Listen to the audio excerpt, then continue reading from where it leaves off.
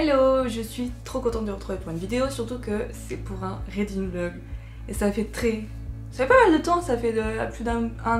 je pense que ça fait plus de 2 mois. J'allais dire plus d'un mois, mais non, c'est encore plus long que ça. Que je vous en avais pas fait, du coup je me suis dit, c'est le moment. Vous voyez derrière moi ce décor incroyable. je m'en remets pas. J'ai enfin pu mettre en avant mes éditions Fairyloot et Illimicrate. Ceux qui me suivent sur Instagram le savent.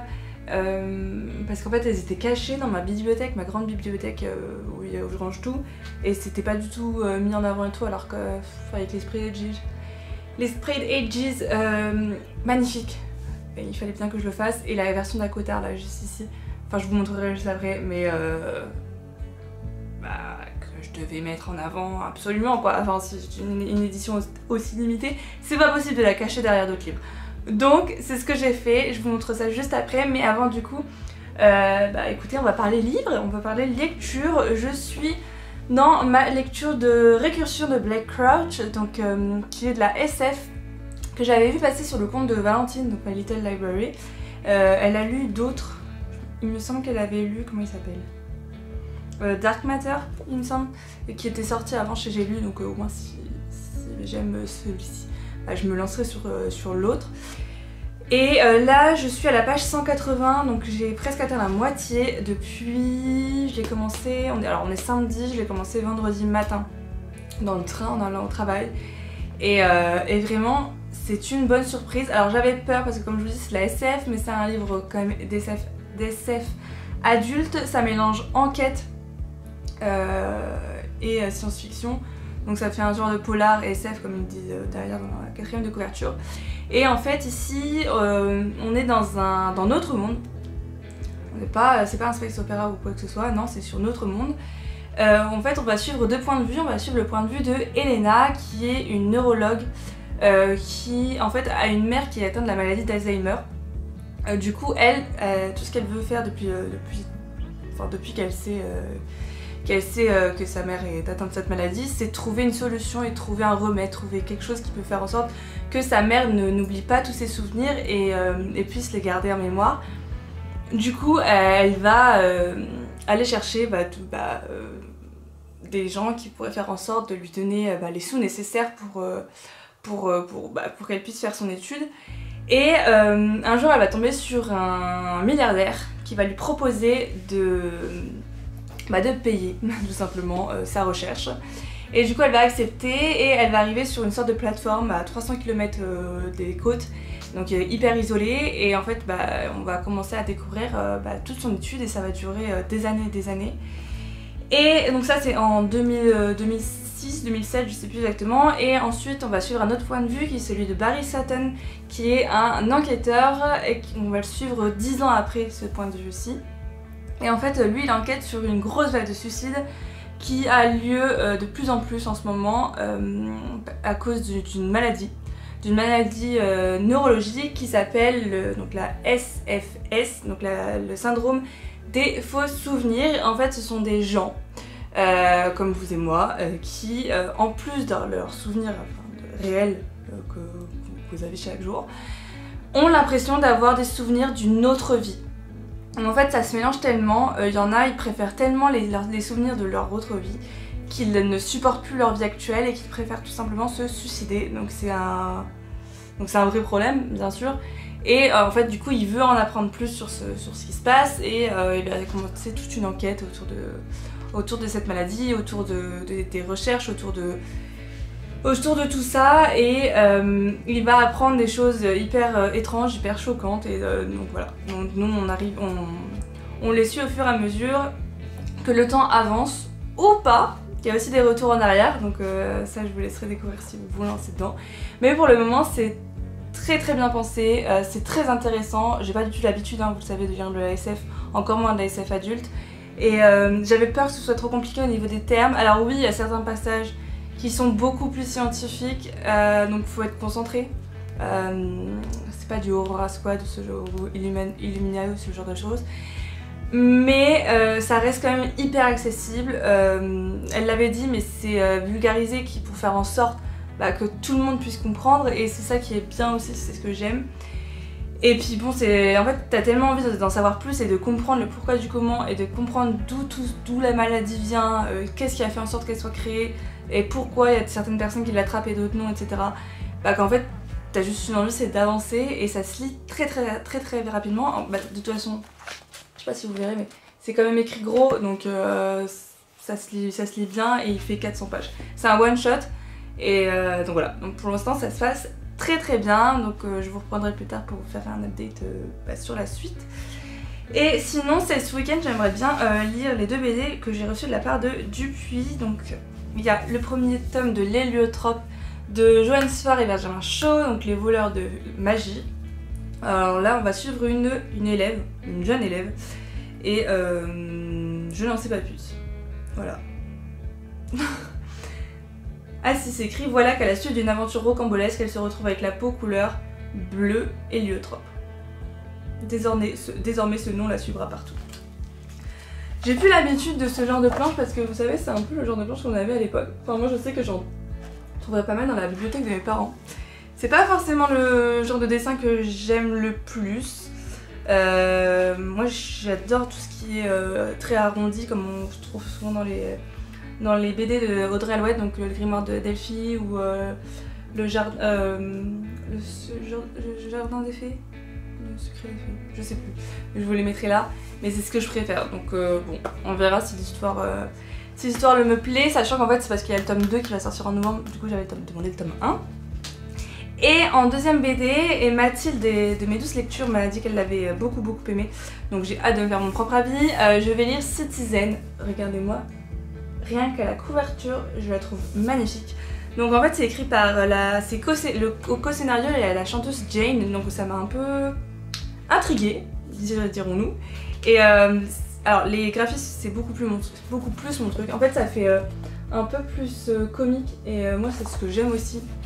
Et les couleurs également, j'aime beaucoup. Il y a une palette de teints très rosés, violets, etc.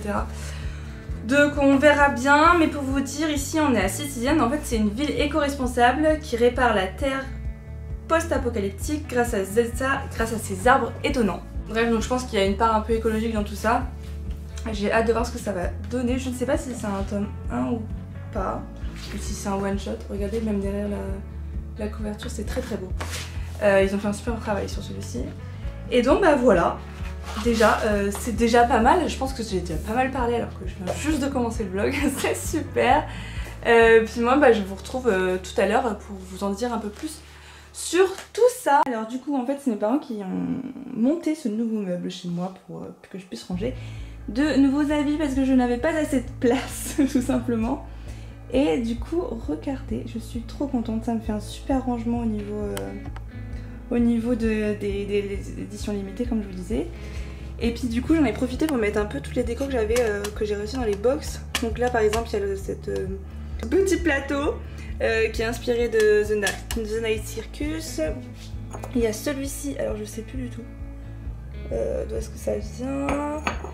Il y a toutes celles qui viennent de la Fairyloot. Donc ça c'est la trilogie de Nuit d'hiver il me semble. Si je dis pas n'importe quoi. Il y a celle-ci qui vient de Kingdom of the Wicked plutôt. Et celle-ci, je ne sais plus. Et à côté de ça, du coup, il y a mes deux éditions. Alors que je n'ai pas dans la même maison d'édition, hein. C'est super. Parce qu'il y a celle-ci que j'avais eue la première fois, je n'ai toujours pas lu. Donc vous savez, c'est le spin-off de Caraval. Once Upon a Broken Heart de Stéphanie Gerber.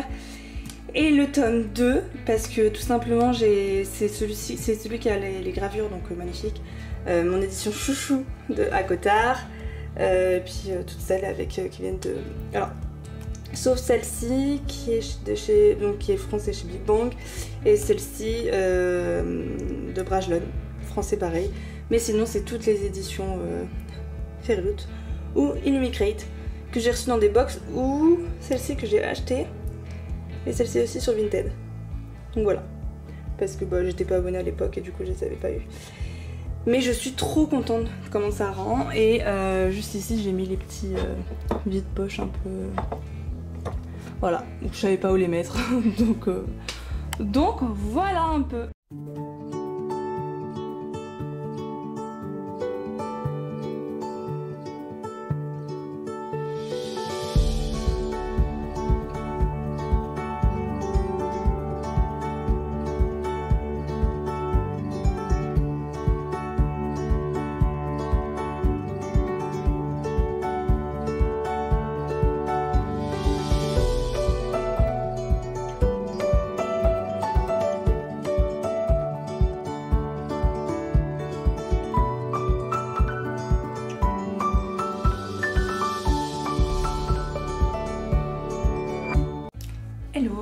retrouve le lendemain matin. On est dimanche du coup. Il est... je sais même pas qu'il est arrivé. Oh merde. J'ai perdu mon portable. Non, il est là. Il est 11h45. Du coup, hier soir, comme prévu, je m'attendais pas à ça, mais j'ai fini Récursion de Blake Crouch. J'ai lu 300 pages presque en une journée. Pour vous dire à quel point j'ai trouvé ça hyper addictif. En fait, ça peut paraître un peu perturbant parce qu'il y a pas mal de boucles temporelles. Tu reviens souvent dans le temps, des années auparavant. Et il y a une certaine boucle à cause de ce qui se passe qui se répète beaucoup de fois. Et du coup, il peut y avoir un risque que ça paraisse trop répétitif. Et bien finalement, ça se sent pas tant que ça. Alors oui, je pense que si ça l'avait fait, je sais pas moi, 30-40 pages de plus, j'aurais sûrement j'aurais sûrement eu cette impression de trop. Mais là, pour le coup, ça n'a pas du tout été le cas et vraiment, ça a été une très chouette découverte. Je suis trop contente d'avoir écouté Val. Et comme je vous le disais, j'ai trop hâte de découvrir les autres livres de cet auteur parce que je pense que je peux avoir de très belles surprises et que finalement, ça fait moins peur. Parce qu'en fait, rien qu'à la couverture, je trouve que ça fait vachement SF. Du coup, je pense que ça peut faire peur à pas mal de monde, mais finalement, ça s'est très bien passé et il n'y a eu pas tant de pages, enfin il n'y avait pas tellement de chapitres avec des détails scientifiques trop compliqués, donc c'est ce que j'ai aimé aussi. Et ouais, c'était une très chouette découverte et c'est là où je suis vraiment contente d'avoir des partenariats avec certaines maisons d'édition parce que du coup je m'autorise le fait de choisir des livres que j'aurais pas choisi autrement et je fais souvent. Franchement, j'ai rarement eu des déceptions, de très chouettes découvertes.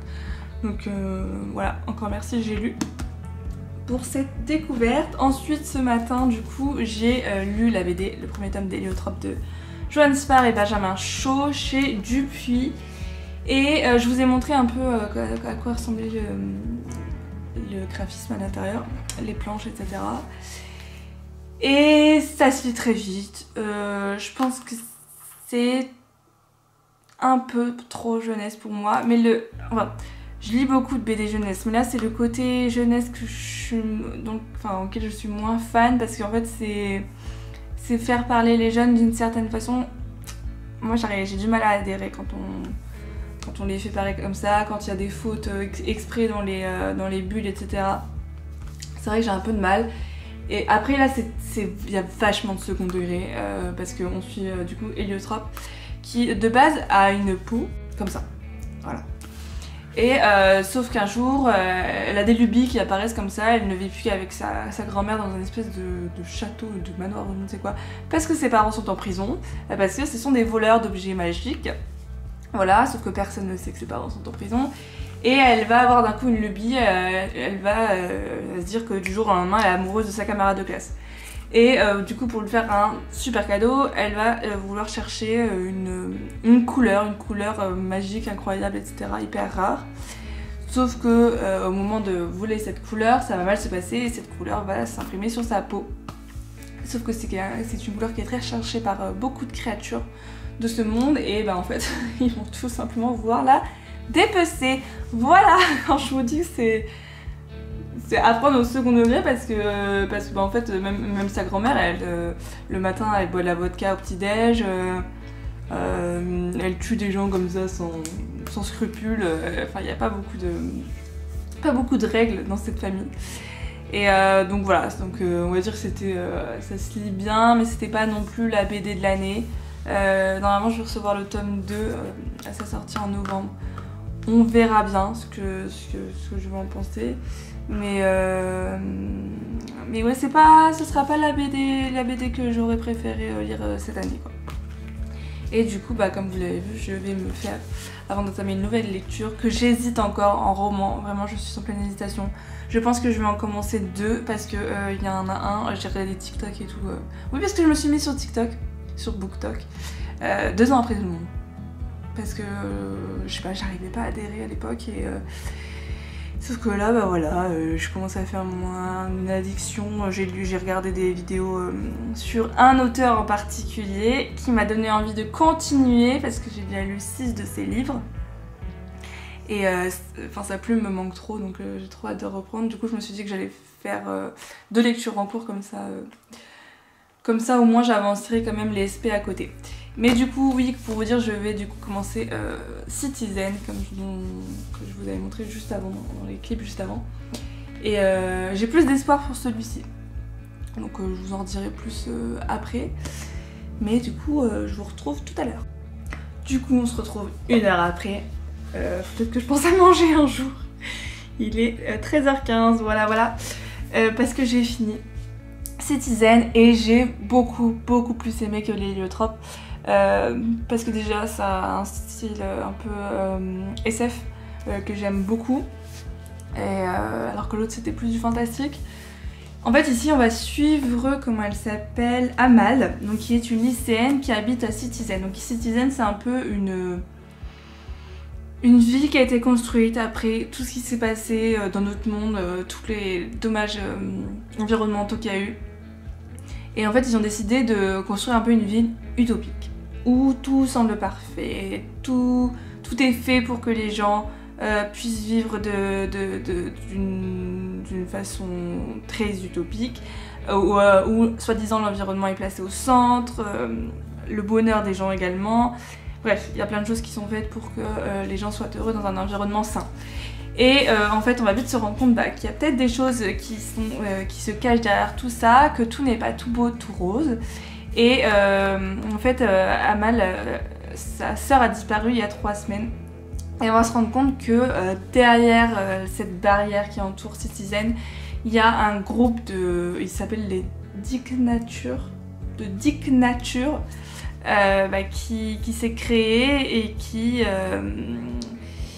veulent faire ouvrir les yeux aux citoyens de Citizen et pour leur montrer qu'en fait on leur cache peut-être beaucoup de choses et du coup j'ai beaucoup aimé les messages qu'on retrouve dans toute la BD. À la fin il y a même une interview de Jane, donc la chanteuse, qui a écrit le scénario avec comment il s'appelle, Damien Pérez et sa sœur Léa Galis.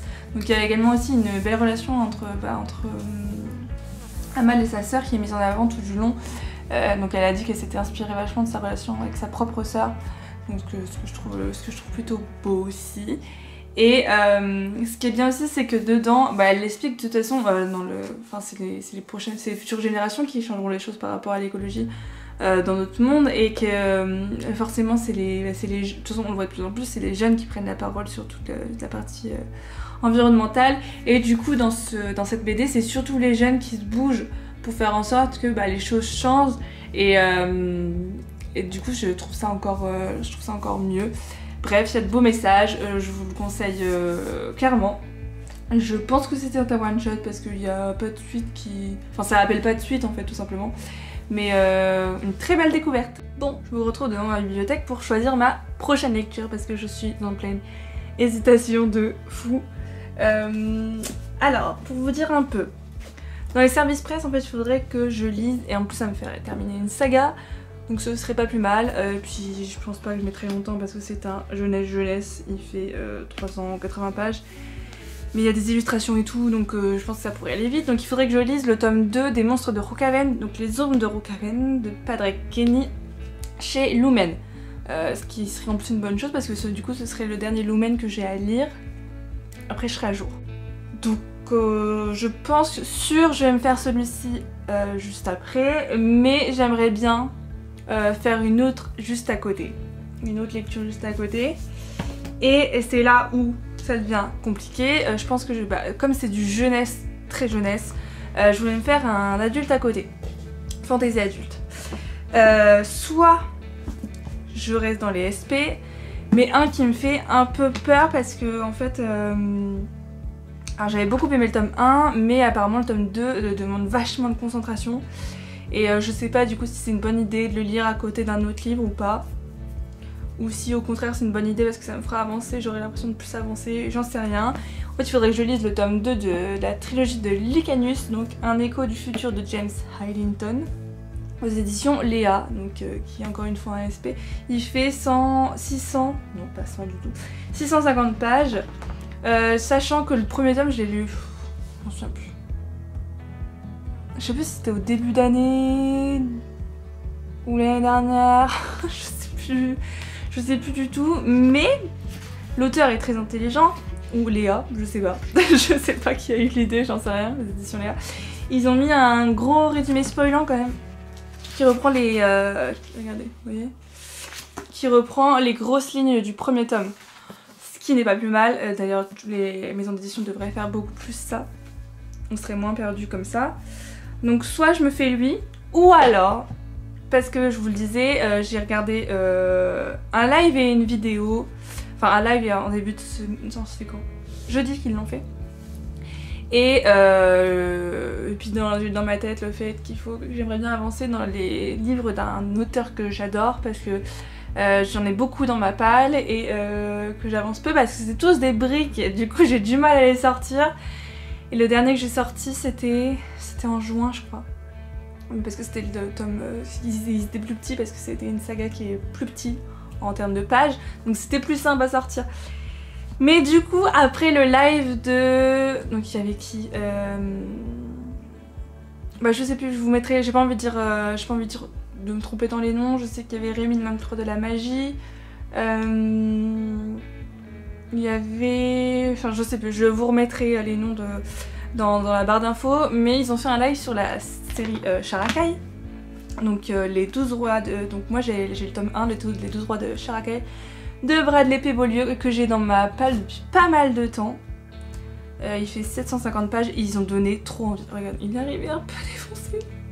C'est à l'époque, je sais plus où est-ce que je l'avais eu. Et du coup ils ont tellement bien vendu la saga que j'hésite à la commencer, ou alors, et là je pense que c'est ce que j'aimerais, enfin parce que en fait je pense à cet auteur depuis beaucoup de mois là et j'ai trop envie de retrouver sa plume et tout.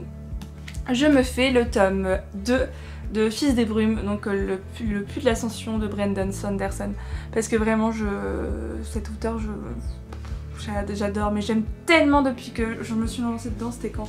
Il y a 1 an et demi, 2 ans je sais plus, avec Christelle et Julie. On a commencé par Elantris, on a tellement aimé, et Julie elle est un peu en retard parce qu'en fait on fait par ordre de parution. Donc on a déjà lu Elantris, L'âme de l'empereur, on a lu toute la saga Cœur d'Acier, donc les 3 tomes, et on a lu le premier tome de Fils des Brumes, donc on en a déjà lu 6, et Christelle a déjà lu celui-ci, et donc en gros, après elle doit lire le tome 3, et après c'est, je sais plus ce que c'est. Je sais plus, mais bref, mais en fait c'est parce qu'il fait 1050 pages et c'est pour ça que j'ai trop de mal à le sortir, sachant que je sais qu'à chaque fois les Sanderson se lisent à une vitesse folle. Elantris il faisait 900 pages, on l'a lu en 1 semaine, quelque chose comme ça, parce que c'était trop bien. Une fois que t'es plongé dedans, tu n'arrives plus à t'arrêter, c'est un délire cet auteur. Et en plus je me souviens que j'avais pleuré, je me souviens encore de la scène. Et du coup je me dis si je le sors pas maintenant, j'ai peur de pas le sortir avant je sais pas combien de temps, je vais oublier ce qui s'est passé dans le tome 1. Et il y a Amandine de Plume et Chimère qui est en train de le lire aussi, donc ça m'a donné trop envie. Donc bref, du coup, là en fait en vous parlant, je me suis convaincue moi-même. Je pense que je vais me faire les deux là, en même temps.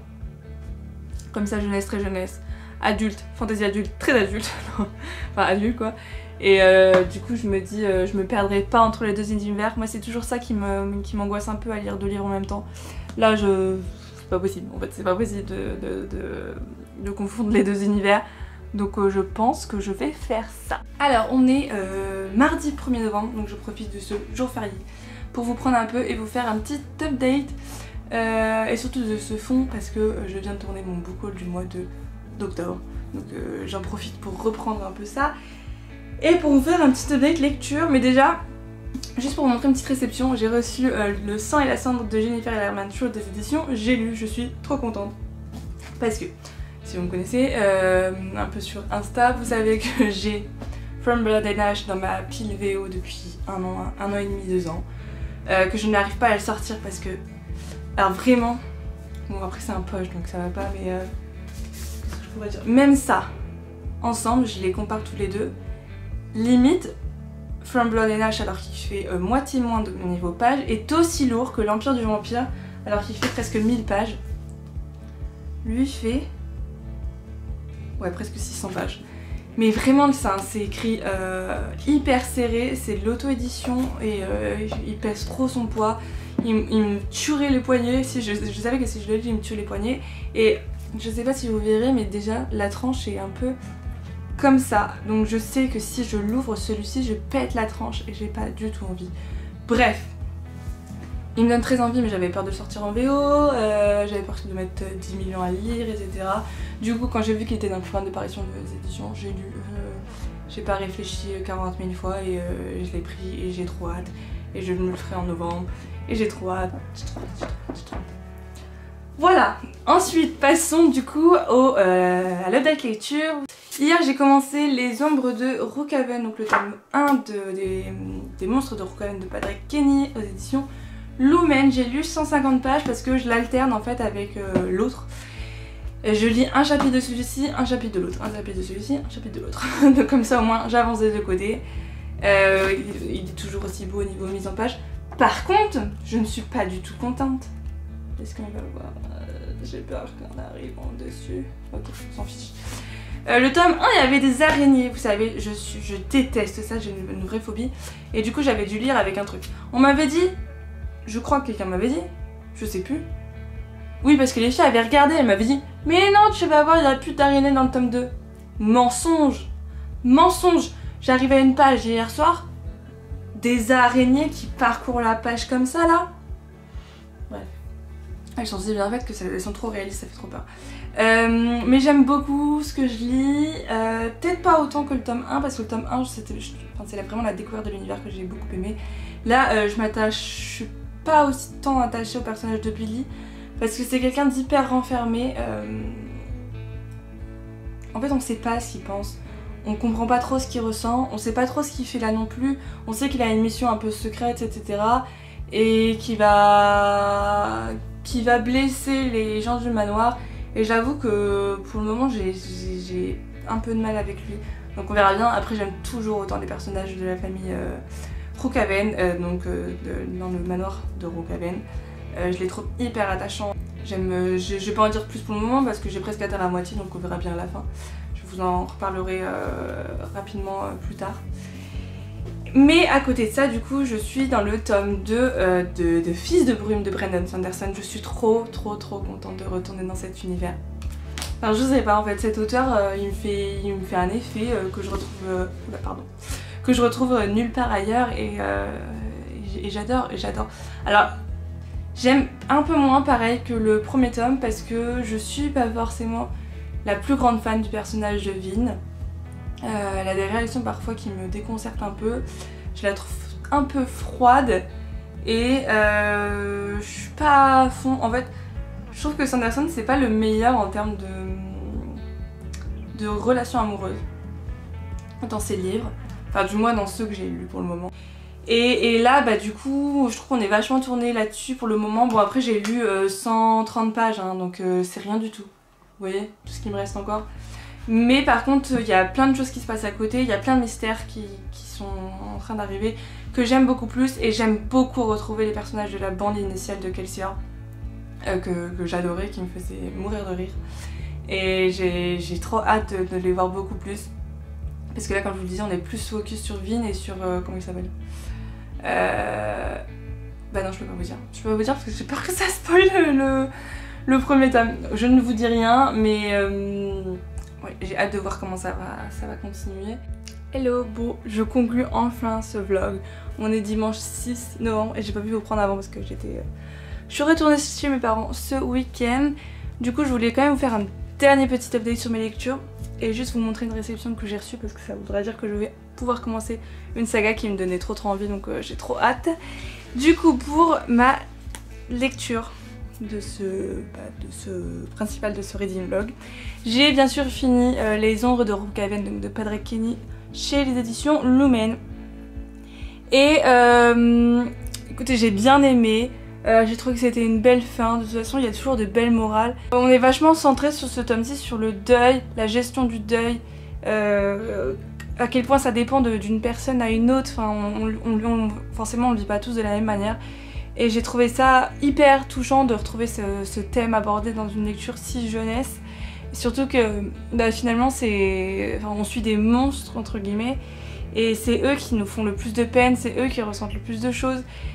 Et ouais, franchement, pour ce côté-ci, ça m'a beaucoup plu. Après, je pense que j'ai quand même préféré le tome 1, donc tout un peu la découverte de l'univers. J'ai pas accroché plus que ça au personnage de Billy parce que j'ai pas forcément compris toutes ses réactions. Il avait une bonne raison derrière tout ce qu'il faisait, mais j'ai pas trouvé que c'était forcément approprié, enfin je sais pas, il y a quelque chose qui m'a pas forcément beaucoup plu chez lui. Par contre j'ai adoré retrouver Mirabel, Olibrius, Gorée, etc. Tous les personnages qui composaient déjà de base le manoir de Rocaven, et ça m'a beaucoup plu. Après Mirabel dans celui-ci apparemment elle a grandi, soi-disant. Elle a pris pas mal d'années parce que c'était, je crois que ça se passe 5 ans il me semble après les événements du tome 1, donc il y a un sacré gap de temps entre les deux. Et elle est pareille, enfin moi je la trouve pas changée au niveau maturité. Il y a certains moments elle fait un peu gamine, et je trouve que c'est bizarre je pense que c'est parce que c'est des monstres, donc forcément ils ne meurent pas, enfin certains ne meurent pas. Du coup ça prend du temps à prendre en maturité, etc. Mais c'est vrai qu'il y a certains points qui m'ont un peu fait tiquer, mais après, vous voyez, c'est du jeunesse à un moment donné, on va pas se prendre la tête là-dessus. J'ai passé un bon moment, c'était une belle duologie. Je la conseille pour ceux qui aiment lire de la jeunesse, de l'imaginaire jeunesse, parce que c'est pas pour tout le monde non plus. Parce que, encore une fois, ça a de très beaux messages, et donc je suis ravie d'avoir découvert cet auteur. Et à côté de ça, vous savez, je suis toujours dans le tome 2 de Fils des Brunes de Brandon Sanderson, donc j'ai avancé un peu ce week-end, mais pas tant que ça non plus parce que du coup j'ai profité de ma famille, on a joué, etc. donc c'était cool. Et je suis page 367 exactement. Et là, alors c'est vrai qu'au début j'avais un peu de mal parce que c'était centré sur une histoire d'amour en particulier, je vous dirai pas laquelle parce que ça va spoiler le tome 1. Et je suis pas forcément à fond, je suis pas forcément fan, et puis en fait, quand j'ai lu Brandon Sanderson, c'est pas pour lire des histoires d'amour, vous voyez. C'est pour tout ce qui tourne autour, tous les complots politiques, toute la partie guerre, stratégie, etc. C'est vraiment ça que j'adore, et également parce qu'il fait vachement de personnages drôles, j'aime beaucoup son humour, et j'aime beaucoup l'amitié qu'il lie les personnages, donc il lie la bande, la bande de personnes qu'on va suivre, et c'est pour ça que je voulais me lancer dans le tome 2, c'est pour ça que je voulais les retrouver, et c'est pas forcément ce que j'avais au début, et là en fait les personnages reviennent au fur et à mesure, etc. Et donc je les retrouve comme je les avais dans le tome 1, et surtout qu'il y a plein de choses qui arrivent, il y a plein de mystères qui arrivent, et on sent qu'en fait ça va partir n'importe comment dans la suite, donc j'ai juste trop hâte de le continuer. Et puis encore, comme je vous l'avais dit en début de vlog, je vous ferai bien sûr un retour dans mon bilan lecture du mois de novembre. Et du coup j'ai reçu ma première réception des éditions PKJ par rapport donc au programme de partenaires, et je suis trop contente parce que c'est le tome 2 de Inheritance Games de Jennifer Lynn Barnes, donc aux éditions PKJ, ce qui veut dire que je vais pouvoir me lancer, j'attendais en fait de recevoir celui-ci, me lancer dans le tome 1, donc ce sera fait je pense, je vais essayer de le lire ce mois-ci, comme ça je pourrai essayer de lire celui-ci en mois de décembre. Et sachant qu'ils ont annoncé la sortie du tome 3, ils ont déjà montré la couverture et tout qui est très belle, et pour début février. Donc vous voyez, finalement ça va bien avancer, sachant que c'est une sacrée saga, je sais plus combien il y a de tomes, mais on n'a pas fini d'entendre parler. Donc voilà, j'espère vraiment accrocher, mais j'ai pas beaucoup de doutes parce que vu les retours, je pense que ça va très bien se passer. Et puis moi j'aime bien les trucs qui se passent dans des endroits un peu clos, enfin huis clos, avec des énigmes, etc. où il faut réfléchir et tout, et de ce que j'ai compris c'est ce qu'on retrouve dans cette saga, donc j'ai trop hâte quoi, j'ai trop hâte de voir ce que ça va donner. Et donc voilà, je pense que ce reading vlog est enfin fini. J'espère que vous avez passé un bon moment à mes côtés, que vous avez découvert de nouvelles lectures, ou que je vous ai donné envie de découvrir de nouvelles lectures ou de nouveaux auteurs. Et puis moi je vous fais de gros bisous, je vous dis à bientôt pour une nouvelle vidéo. Et puis de toute façon ça va pas tarder comme d'habitude, je vais essayer de garder le rythme de une vidéo par semaine. On croise les doigts parce qu'avec mon truc qui arrive, voilà. Mettez-moi du coup, comme d'habitude on termine avec le livre du jour, donc mettez-moi un emoji clé pour tout ce qui est énigme, etc. Par rapport à Inheritance Games dans les commentaires si vous avez regardé juste là, jusqu'ici, et puis je vous dis à très bientôt pour une nouvelle vidéo. Bye bye!